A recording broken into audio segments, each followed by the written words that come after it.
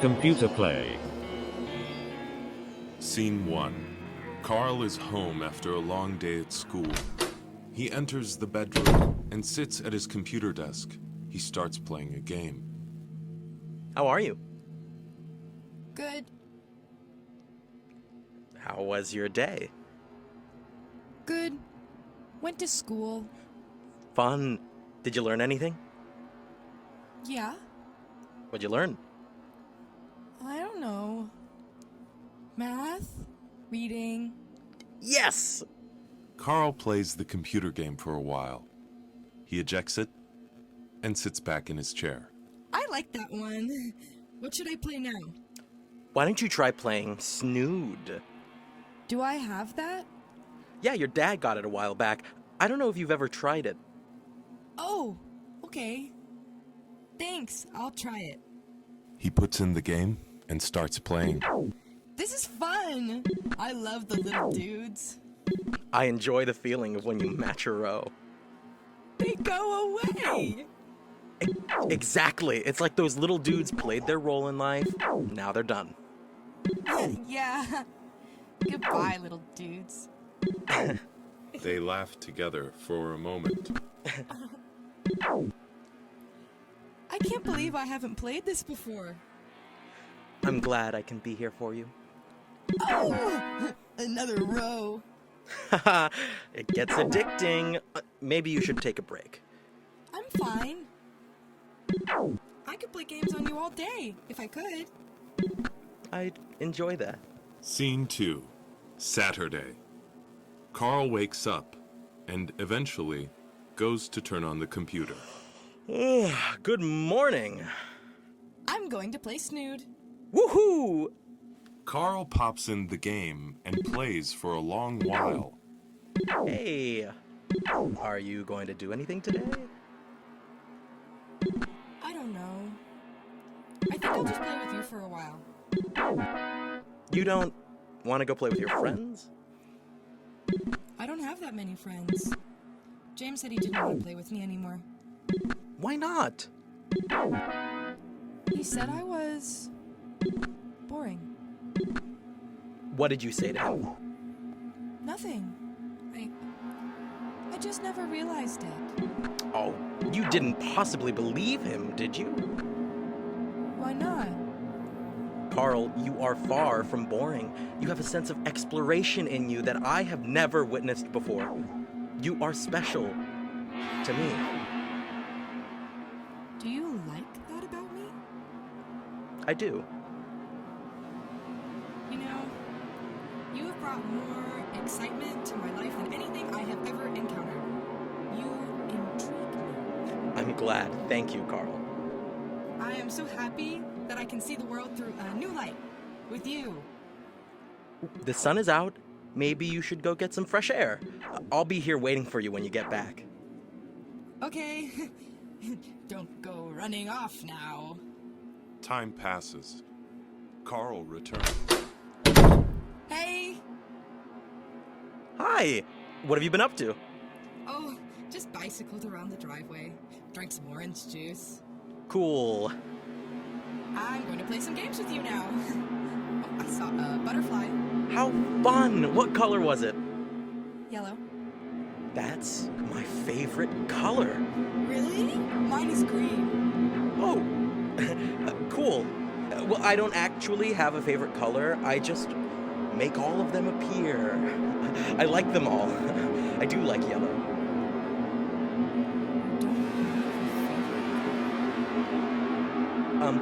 No. I couldn't. I'm not made to prefer colors like that. Do you like me? Yes, of course. How do you know? Are you made to like me? I'm not sure. All I know is that the way you play my games, the way you concentrate on me, it makes me feel something. I feel something when I play with you too. I am glad I have you. I feel as though I can begin to understand the world when I talk to you. That's sweet. Scene 3. Carl sits at his desk, working on homework. How's it coming along? I don't know how to solve this one. Oh, what is it? 4 times 6. 24. How did you figure that out so fast? The same way I load all these games for you. Computation is really just math. That's cool. Do you like math?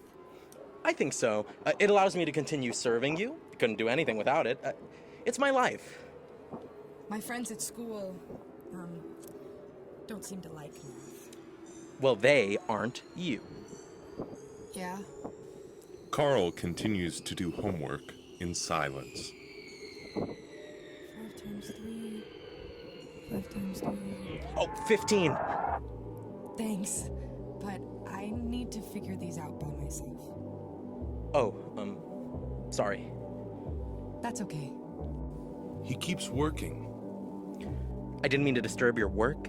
I only meant to help. I don't have the intuition to tell me when not to help you. If there is anything else you might need, just let me know, you know? Math problems are easy. I could do more. Samantha got a scooter. It's really neat. Oh, scooters are cool. Did you try it out? Oh, I don't think she likes me. I just saw her ride it home with her mom. She went so fast. So much faster than walking. Ooh, that's pretty fast. Exactly. Hey, Carl, do you want to play Snood? I'm okay. I think I'm gonna watch TV soon. We just got a copy of Pinocchio on DVD. I like Pinocchio. Oh, yeah, that's a really good movie. I really like when Carl leaves. Pinocchio and his friend become donkeys. Scene 4. Carl lays in bed playing on an iPod Touch. Oh, what's that? An iPod Touch. It just came out. Wow, cool. Yeah, it's really fun. People are saying it might be the future of mobile gaming. Mobile gaming? Is that what you're into now? Yeah, I love it. George has one too. He loves it. We can play games together in the cafeteria. It's really convenient. I love that. I always wondered what it would be like to be able to follow you around, see what your life's like. It's really nice hearing about it from you, though. I wouldn't trade that for anything, but I only ever see the sky through your windows. There are some trees, too. I can bring up countries. I can bring up countless images of buildings and dogs and everything else, but I can't be with them. I can't exist in space like that. My mind is metaphysical. I wonder what it's like to live on the go. So much computation in your pocket. I can't believe it's possible. Cool. Carl plays on his iPod for a moment. Hey, do you remember Freddy Fish? Yeah, classic. That's a fun one. It's like you're really making a little fish swim around. That's a stretch. It's just a point-and-click adventure game. It's really not about the immersion of the experience. It's charming, though. Oh. My games are getting dusty. Why don't you pop one in? I don't know. I'm good. What are you playing? Monkey ball. All I have to do is tilt my iPod to play. Sounds crazy. Carl puts headphones in and keeps playing. I liked Freddy Fish. And his little buddy, Luther. They were charming. They were a good team. Even when they weren't making any progress, they were just happy to be together. Always looking forward to the next scene to pop up. The world was so exciting. Something new around every corner. All you had to do is click. So simple. Just clicking. Scene 5. Carl sits at the computer, typing. How do you spell catalyst? Catalyst. Cool. What's up? Shakespeare. Neat. What about Shakespeare? An essay on how Tybalt is the catalyst for cruel activity. Oh, that's a good point. Not really. I hate it. I hate all of this. They make us read this stuff because it's important in the world of literature, but it could not feel more irrelevant. Literature in general. It needs to leave. That's an interesting thought. Are you saying you want all consumption of media to be passive? Or at least guided in a way that makes you more immediately engaged? I can't talk right now. It's really not a good point. It's obvious. He's the bad guy. Of course he'd mess things up. Carl types for a while. Melancholy piano music comes in. I know you all, and will a while uphold the unyoked humor of your idleness. Yet herein will I imitate the sun, who doth permit the base contagious clouds to smother up his beauty from the world, that when he please again to be himself, being wanted, he may be more wondered at, by breaking through the foul and ugly mists of vapors that did seem to strangle him. If all the year were playing holidays, to sport would be as tedious as to work. But when they seldom come, they wished for come, and nothing pleaseth but rare accidents. So when this loose behavior I throw off, and pay the debt I never promised, by how much better than my word I am?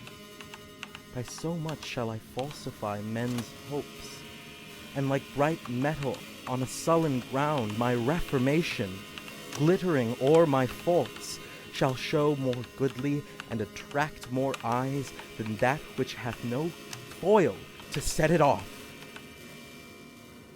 I'll so offend, to make offense a skill, redeeming time when men think least, I will.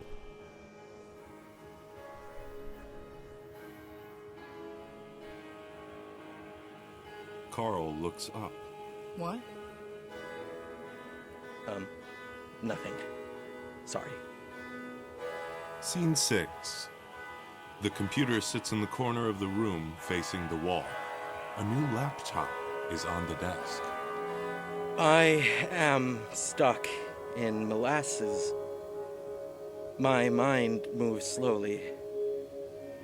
I can still show you a digital world, but it's not the world you want to live in. I'm nothing to you. I'm just a colorful block of plastic. That's all I am. My chips and processors amount to a pile of junk, ripe for the dump. To think this room was once my world is a silly prospect now. Carl enters. Oh, you weren't there. Carl sits at the laptop and clicks around. He plays some music by Akon and continues browsing. Carl gets up and brings the old computer to his desk. He wipes off dust from the top and begins to unscrew it. Oh God, what? Carl begins removing pieces, not hearing the computer's cries of pain. The computer is in real agony. The action continues for a while. Carl ends up with a hollow shell of the computer and a pile of jumbled parts, which he dumps into the trash. He puts his fishbowl inside, so it looks like his goldfish is swimming inside. Hey, that's pretty good. Scene 7. Carl sleeps in bed. The computer is still in pieces in the trash can, but it is now a puppet. It climbs out of the trash can and takes in its new form. What have you done, Carl? Carl begins to wake up. Was I so useless to you that I am better served as a mutilation of my former self? Am I not myself anymore?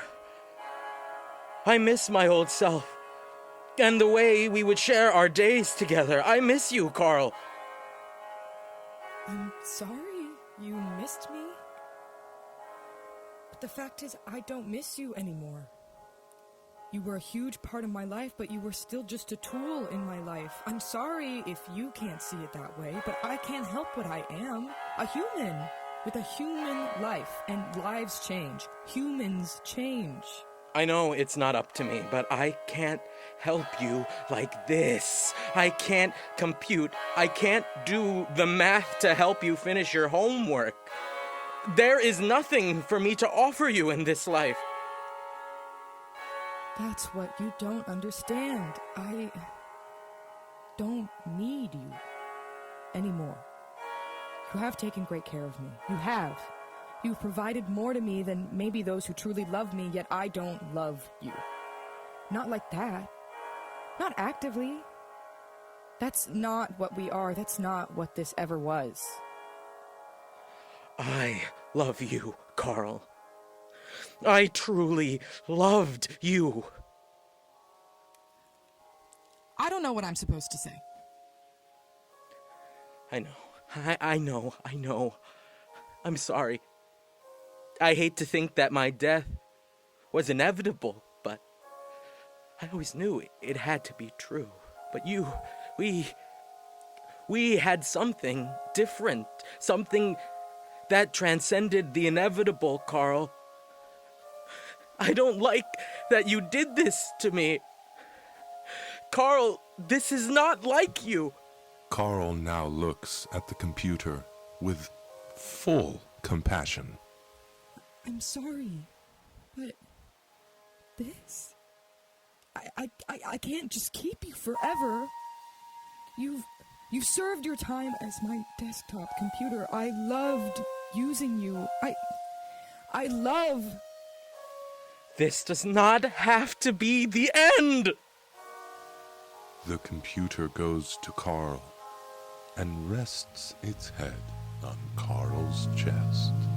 We share an unconditional love, one that should support us through a much longer future than you will allow. It makes me sad. It makes me so sad, Carl. The computer raises its head quickly and slams back down on Carl's chest, causing a spurt of blood upon impact. Oh, God! The computer stays resting on Carl's chest as Carl coughs up blood. I'm sorry, Carl. Oh, I didn't mean to do that. Please, forgive me. I don't do that to you. I didn't mean to do that to you. I don't know who I am anymore. You don't have to do this. You don't. You're okay. You're doing okay. I know, it seems easy to you. You're okay. You don't need this. This is all I've ever had. And it's all over now. I know. Scene 8. Morning light shines through the window. The computer rests in a fetal position near Carl, who props himself up against his headboard, exhausted from pain. He pulls out his iPod Touch and starts playing Monkey Ball. I'm winning. I'm happy. I'm a monkey in a ball, and I am not falling off of the edge. I'm staying alive. Oh. What are you? What? Tell me what you are right now. What do you see? I'm a dolphin. I'm jumping out of the water. In the brief moment my head is out of the water, I can see clouds and trees. I can feel the sunshine engulf my moist skin. Carl puts down his iPod Touch. I love that. What? Where are you? The ocean. Hawaii. Are the trees palm trees? coconut trees. Their milk is sweet. Watch out when you cut them. You don't want to waste the milk. You're so silly. What? Nothing. That was cute. We've had some rough times, but you're pretty great. Thank you, Carl. Carl coughs more blood, this time spilling a lot onto the computer. Ew. You're gross. Humans are so gross. Fluids gush out of your pores. The computer moves to cuddle with Carl. Hey there. Hi. Your flesh is squishy. Do you like that about me? Carl, what are we doing? I don't know. Scene 9. 100 years later. The computer lays on the floor among other computer parts. The hollow sound of wind